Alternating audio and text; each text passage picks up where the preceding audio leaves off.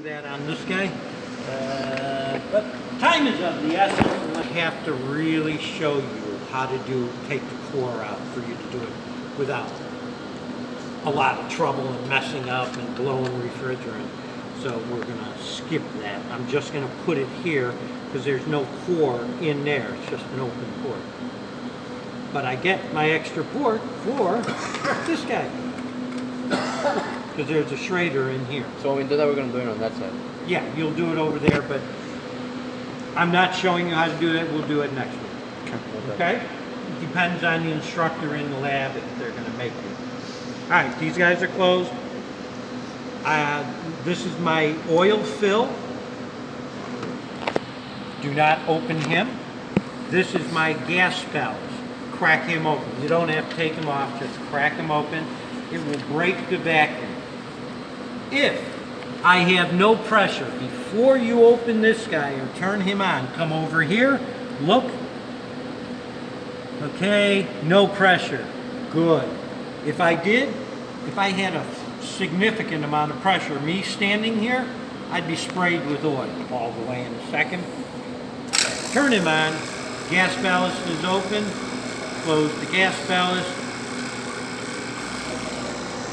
Hook my blanking valve.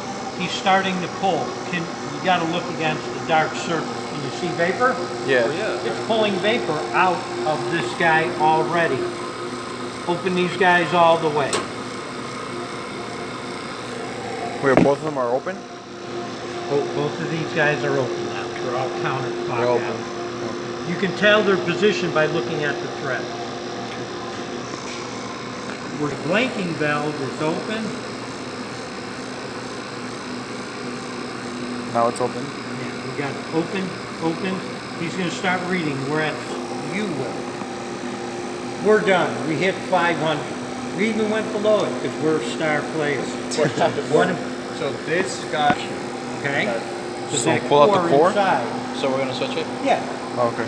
Yeah. Well, you're not going to switch it. That's where it's going to go. I'm doing this because I don't want his refrigerant, any air, anything that's still in the system that is vaporizing and getting pulled out. It's going through the oil and then coming out. All right. Let's pretend. No.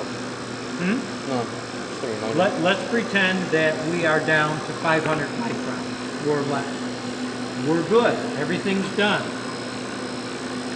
You can close these guys, shut him, and there's no particular order. Probably best to do your manifold first.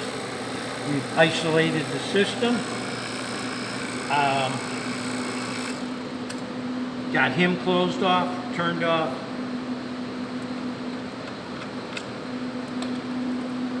We're good. I am going to add some refrigerant to the system now. When you're here and doing it, they're just going to ask you to put a holding charge in. I've connected to my quick charge adapter, the yellow hose. Don't get confused. We're only connecting manifold now to our tank. I'm connected. I'm open on my liquid side. Okay?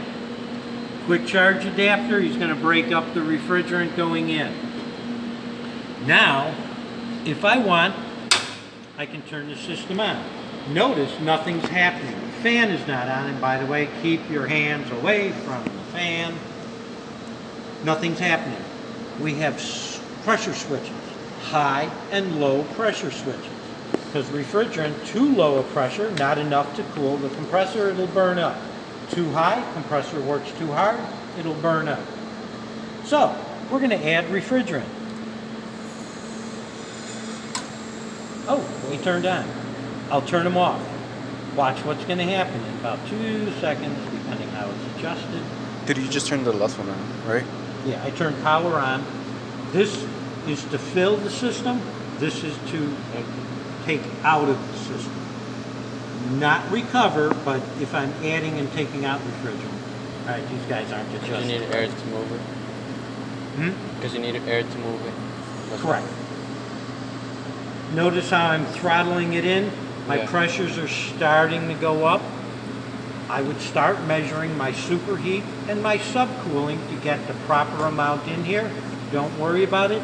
all you're gonna do is add a holding charge. I think they say like 50 PSI. Notice how I'm throttling it in, letting it pull it in, letting it pump it around to the high side.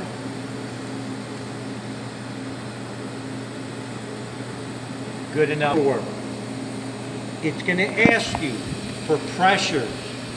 It's going to ask you for pressures when you first connect. Write them in. Be accurate. It's going to ask for pressures after you turn the system on, after you evacuate or recover. What will your pressures be in the system after you recover? Yeah. Or less. Yeah. Look at your compound gauge. When you switch over and start doing your recovery, we're going to ask you the same thing. What will your pressures be when you use your evacuation pump? Zero. You haven't put anything in, or less, right? Make sure, don't go and put